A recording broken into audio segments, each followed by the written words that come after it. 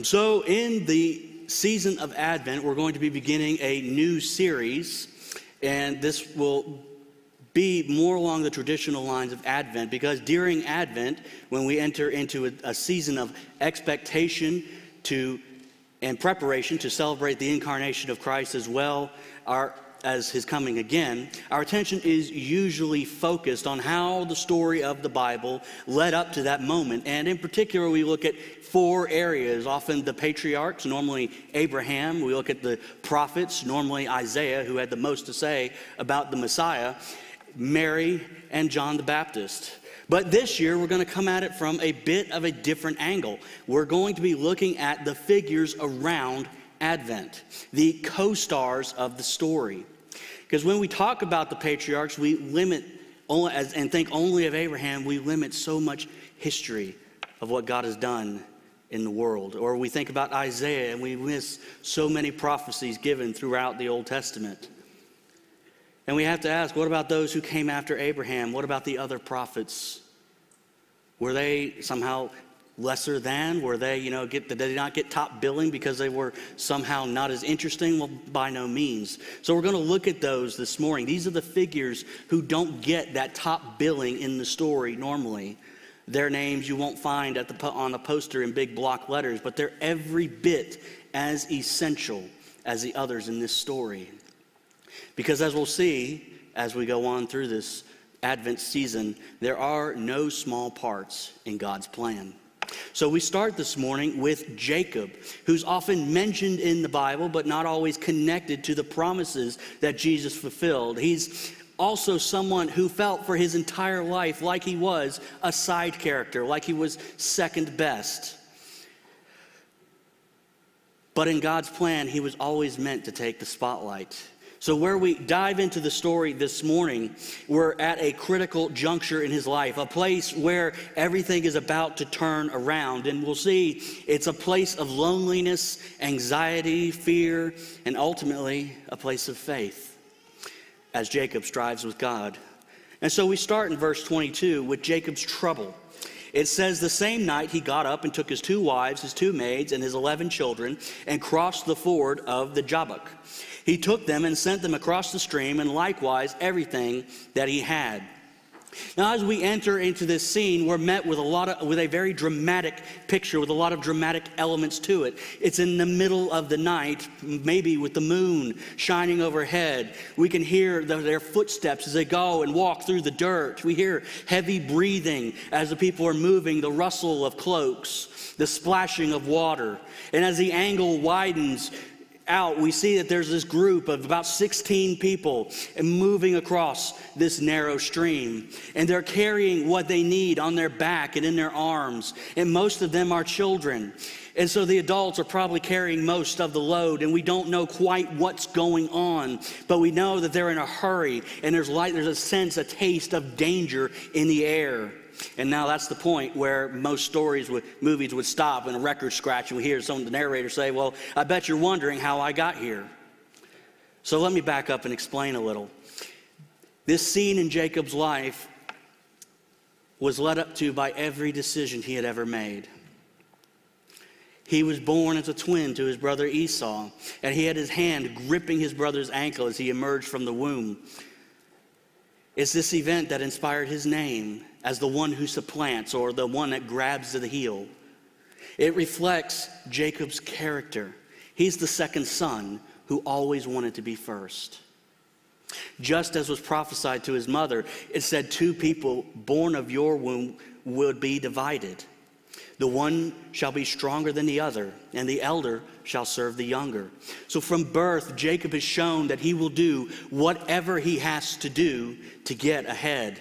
And as he grows up, this divide between him and his brother, it goes larger. And the favoritism of their parents makes this gap a defining point of their lives. Jacob continues to try to supplant his brother. First, he swindles him out of his birthright with a bowl of lentil stew, claiming ownership over Esau's portion of the inheritance, which was probably more of an insult to his parents than anybody else. But that was still not enough, because Jacob had his eyes set on something bigger. He wanted the blessing. because the blessing of a father in this world is the highest honor one could receive. This world is a world where honor and shame are the main driving factors and decisions that people would make. And to not get the honor of the blessing was essentially to receive a curse and shame.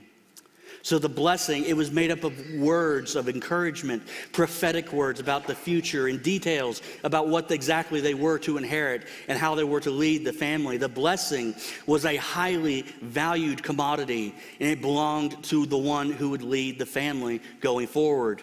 And on his deathbed, when he was unable to see anymore, Isaac decided the time was right to give his blessing to Esau, his favorite son. Esau had done things like marrying his Hittite wives that Isaac did not necessarily approve of, but he still felt that the blessing belonged to his firstborn son. And he sent Esau to hunt and bring him meat one last time. But Rebekah, who preferred Jacob to her eldest son, conspired with Jacob to steal the blessing for himself.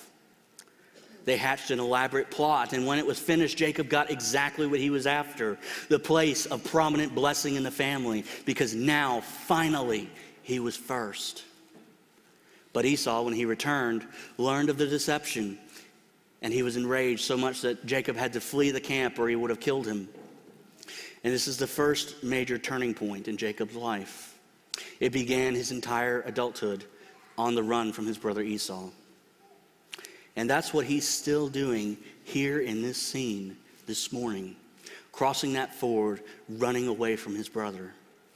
He had sent gifts trying to buy some favor and spare his life and the life of his family, but still he had doubts as to whether or not it would work. And he's seeking to protect his family as best he knows how by getting them as far away from him as possible. Jacob had spent his time in exile well. He had fled to his uncle Laban, and there he met his future wife, and he worked long years for her. And after the swindler was swindled by his uncle, Laban, he had to work more years to finally win the prize of marrying Rachel. And they each bore children to him. Each of them also divided one against the other, just like Jacob had been with his brother. But now, after leaving Laban and striking out on his own, all those years seemed to be for nothing, because if Esau was going to do what Jacob thought he was going to do, he was about to lose everything. Everything he had ever fought for and worked for. All those years he was running across that river, and he's terrified of losing it. All he feared was coming true, and on that night he was doing everything he could to stop it. And Jacob is not the first or the last person to live this way. We could say he was the first to live the American dream, because he went out seeking to build a life for himself in a way similar to the way our working world does it, whatever it takes to get ahead. Only to find at the end of a long road of scheming and maneuvering that he is still on the verge of losing everything. More universally, perhaps, Jacob is not the first or the last person to be at the very end of his rope, terrified of what could happen next. Though at this moment he's not physically alone with his family as he's moving across. He's alone in every other sense of the word. He's facing a dark night within and without, with oppressive fear, the fear that's driven him his whole life. And he's at a crossroads, because no matter which way it goes, his life will be forever changed. And when these situations come upon us, we know with the standard advice, right? We're good Christians, that we must pray and trust in the Lord and the promises that he has given to us. And that's exactly what Jacob did earlier in this chapter. He prayed to the Lord, and he claimed the promises of God that had been given to his father and his grandfather. But like us at times, he is still overwhelmed and directed and ruled by fear. He's on the one hand claiming God's sovereignty and goodness, but on the other hand, making sure it happens by his own effort. He asked God for God to spare his family and turn the heart of his brother. But also, just in case, he's doing what he can do to mitigate the damage. And this is how Jacob lived his whole life. The words spoken over him in the womb were a promise from God that he would be first. But he took it upon himself to make sure that that prophecy was fulfilled, supplanting God's plan. Jacob has struggled to truly trust in the promise of God. to set the full weight of his faith on those ancient words. But then again, who are we to talk? Don't we often claim the promises of God with an addendum? How often do we pray with a caveat? Don't we all struggle in those moments of crisis to truly take him at his word and believe? There are many, I'm sure, who would say that they don't, and I'm also fair that a great number of them are lying through their teeth. Because to struggle is to be human. To doubt and to fear is to be human. We don't come preset for faith. That's something God does within us. That's why faith must be a gift. It is only by going through trials that we can truly be prepared. It's only at those critical moments that we know how we would react. We all know how we should react, and we know how we're expected to react, but we will never know for sure how you will truly react until you are there. I've seen people lose their faith in crisis, and I've seen other people's faith strengthened through suffering and hardship. But you know what the one constant between both of those is that they all struggled. They all fought. They all wrestled. Because they, like Jacob, had come to the end of their rope. They've looked their fear in the face, and it stared into them much like Nietzsche's abyss. And in that dark night of the soul, they find themselves in a difficult struggle.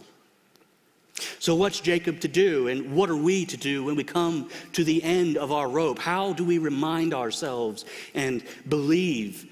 How do we go forward? How do we find the answers? Well, the good news is it seems it doesn't matter really where we look for them, because the answers will only come from outside of us and from one place, God himself.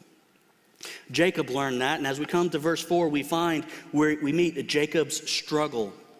It said Jacob was left alone, and a man wrestled with him until daybreak. When the man saw that he did not prevail against Jacob, but he struck him on the hip socket, and Jacob's hip was put out of joint as he wrestled with him. Then he said, "Let me go, for the day is breaking." But Jacob said, "I will not let you go unless you bless me." So after safely depositing his family on the other side of the river, Jacob returns to his camp, and there in the darkness he awaits, anticipating the arrival of his vengeful brother at any moment. But then he is alone. As he is alone, someone approaches him. And it doesn't say whether he attacked him or Jacob jumped the man, but it says that they began to wrestle into the night. And they fought down in the dirt, swapping one hold for the other, grappling and tugging and struggling against one another until they saw the beginnings of dawn on the horizon. And this figure who's wrestling with Jacob there saw the light coming. And he could not break free of Jacob's grip, so he reaches out and touches the hip socket of Jacob, and it knocks it out of joint. But still, Jacob holds on, and he continues to wrestle with him until the figure calls out, "Let me go, for the dawn is coming." Which at first glance, really, when you think about it, is a pretty odd statement to us. He's been wrestling with him for this long. Why would the presence of light make any real difference?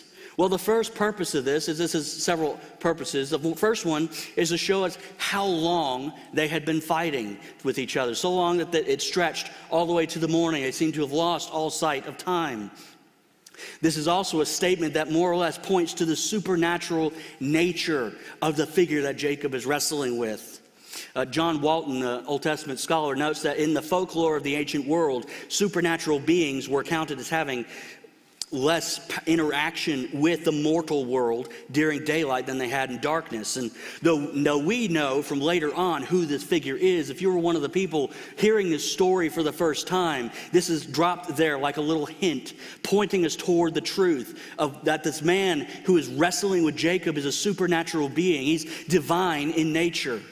Jacob too has figured this out because he holds on and he makes a demand. He says, "I will not let you go unless you bless me." And this points to an ancient story from the neighboring Hittite culture where there was a king who caught one of the deities and he detained it and requested a blessing. Now, if you remember, Esau married Hittite wives, so maybe he heard that story, and he realized that whoever this was someone of great power, and he remembered this story, and he held on to him. And as he's wrestling with him, he figures maybe taking a similar tactic will get him out of this situation. He's desperate at this point. He would get so desperate he would try anything to gain favor in the face of this trial. So then the truth comes out. And this man who he was wrestling with responds. So he said to him, "What is your name?" He said, "Jacob." Then the man said, "You shall no longer be called Jacob, but Israel, for you have striven with God and with humans and have prevailed." Then Jacob asked him, "Please tell me your name." But he said, "Why is it you ask my name?" The parentheses, this is my addition here. You already know my name. And there he blessed him. So Jacob called the place Peniel, saying, "For I have seen God face to face, yet my life is preserved." So this moment here, this realization has redefined who Jacob is. In effect, it changed the entire course of the history of the people of God. The man who he was wrestling with that night was no mere man, but it was God himself. God had come to Jacob. God met him where he was, in his ignorance, in his weakness, and he wrestled with him. Jacob at first did not know who this was, but by the end of that struggle, he realized what was going on, that the one whom he had been wrestling control from all of his life was now wrestling with him. The God that he prayed to and asked for protection was not content to sit back and watch the struggle, but he entered into it with him. And in the process of entering into his struggle, he also struggled with him. It's this event that has changed everything, because who Jacob is no longer defined by his past, but by the God who wrestled with him. Because the name Israel literally means God fights or God strives. Though Jacob wrestled with God, God chose to identify Jacob as the one who God chose to wrestle with, because he wrestled with God and man and has prevailed. And why is this so important? The last time we saw a name change was Abraham, and it was a sign of a strengthened covenant, a sealed promise between God and the ones he was promising, covenanting with. It was a sign of the promise, a securing. By God renaming Jacob as Israel, he's reinforcing his promises. He's saying that Jacob is no longer defined by what he has done, supplanting his brother at every turn, but now he's identified by his relationship to God. The promises that Jacob claimed were real. And that same relationship became not only what defined Jacob and his children, but it came to define the people that God chose to partner with in this world. God's people throughout the ages are now known not as supplanters, but as those who wrestle with God. This is a remarkable thing. Our first parents were the ultimate supplanters. By taking that from the tree of knowledge, they supplanted God's plan and God's timing. They sought wisdom outside of God's design and became gods to themselves. And all of humanity has followed after them without exception. But God in his mercy began a new work by calling others to partner with him. He started with the family of Abraham, and then Isaac, and then Jacob. And from them, he called a people to be his light to the world. And he called them by the covenant name he gave to Jacob, identifying them as those who wrestle with God. From them, we find Jesus the Messiah came, who not only wrestled, but conquered the supplanting powers of sin and death, and opened the doors of the gospel to all the world, now grafting together the Gentile and Jew alike into the people of God. And the promises given to the patriarchs find their ultimate fulfillment in Jesus, because the hope of the Old Testament saints is found in the same place as the New Testament saints find their hope. in the person and work of Jesus, who lived, died, and was buried, resurrected, and is coming again. And how does God refer to those people? In the literal terms of the Old Testament and the spiritual terms of the New Testament, as those who wrestle with God. Now, this is good news. Doesn't sound like it, especially Libby, who just understands the whole hip thing. We do not serve a God who simply rules over us with a rod of iron or coerces us by the force of his will. He does not look at our struggles and demand that we just get over it. But we serve a God who partners with us and who will get down in the dirt of our brokenness and wrestle with us there. When we are in a mess of our own making, just like Jacob, he invites us to wrestle with him. When we're afflicted by suffering and we sit in the ashes of a broken life, he's there as well, listening as we lament and wrestling with us as we question his purposes. We serve a God who allows us to be human and will go all the way down to meet us there. After all, isn't that what Advent and Christmas are all about? God coming down to meet us where we are because we could never get to him.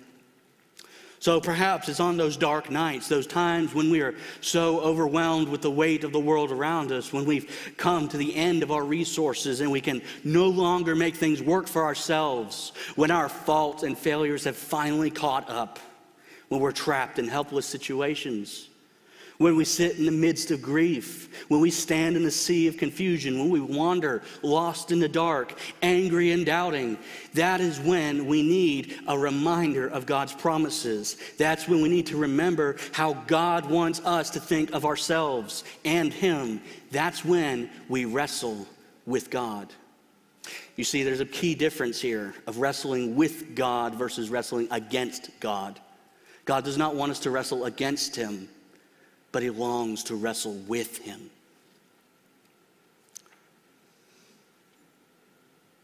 In prayer, in our minds, in our hearts, we must grapple with him and grab hold and not let go until we're reminded of who we are, until we're blessed, until the promises that are ours in Jesus seem real to us again, when we realize our helplessness and remember that to walk with God is to be forever limping our way home. We have no strength of our own.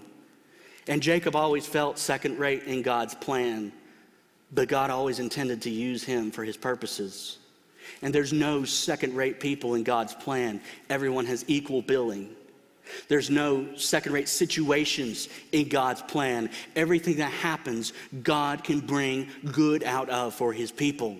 There is not a single person here, no matter how you feel, who is expendable in God's eyes. Not a single one. God calls you to join with him. And more than that, he calls you to wrestle with him. No matter what you're going through. In sickness, in health, in grief, in joy, in doubt, in faith, you're invited to something, to join this long line of God's people, the people who wrestle with him and lay claim to his promises, who remember. Because no matter where you are this Advent season, as we enter into this time of expectation and look to see how God uses all the small people to do big things in his plan, he's inviting you to take your place in this story, to wrestle with him. Because he'll meet you right where you are. And out of that, you will find blessing. Amen. Please stand.